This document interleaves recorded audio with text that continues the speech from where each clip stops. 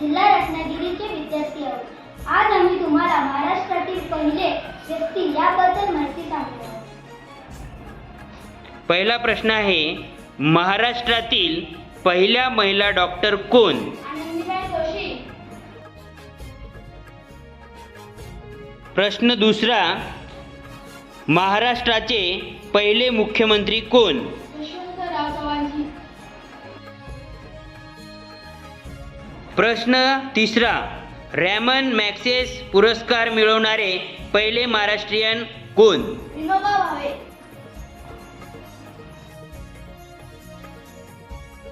प्रश्न चौथा, ज्ञानपीठ पुरस्कार मिळवणारे पहिले महाराष्ट्रीयन कोण?